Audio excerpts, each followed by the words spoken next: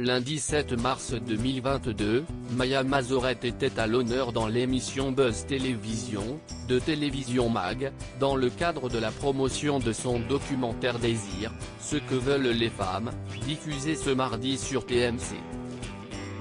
La chroniqueuse de Quotidien s'est notamment souvenue de ses débuts dans le métier qui n'ont pas été simples. Elle est l'une des spécialistes de la sexualité en France. Yann Barthès a donc souhaité l'intégrer à son équipe dans son émission de TMC Quotidien. Maya Mazorette a aussi le plaisir d'être chroniqueuse pour le journal Le Monde et dans l'émission de France Inter Grand Bien vous fasse. Si elle est aujourd'hui dans la lumière, la femme de 43 ans, qui est l'auteur de plusieurs ouvrages, a longtemps évolué dans l'ombre malgré elle. À ses débuts, on lui a en effet mis des bâtons dans les roues car elle était jugée pas assez jolie pour être à l'antenne.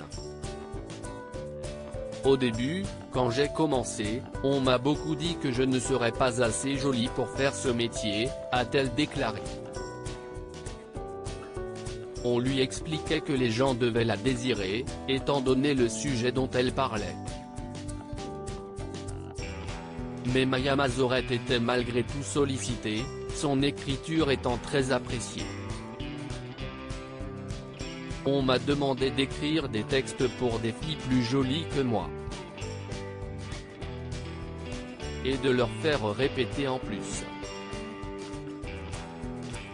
C'était un peu humiliant, a-t-elle regretté auprès de Télévision Mag. Cette demande émanait de patrons de médias pour des pilotes d'émissions. On lui a aussi signifié qu'elle n'était pas assez bien pour passer à la télévision.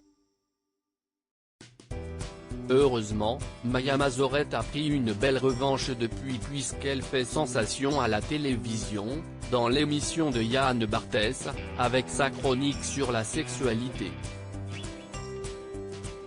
Mais en février dernier, CIST pour un appel à l'aide à l'antenne qu'elle avait fait parler. La chroniqueuse avait expliqué que son papa Olivier atteint de la maladie d'Alzheimer était porté disparu. Il a disparu depuis maintenant 5 heures à Berlin, quartier miteux. Il porte une sorte de bombeur Bordeaux. La police et l'ambassade sont prévenus. Il n'a ni argent ni papier ni téléphone.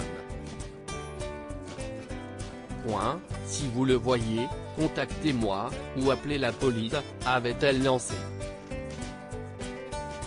Fort heureusement, il a été retrouvé comme elle l'avait annoncé le lendemain.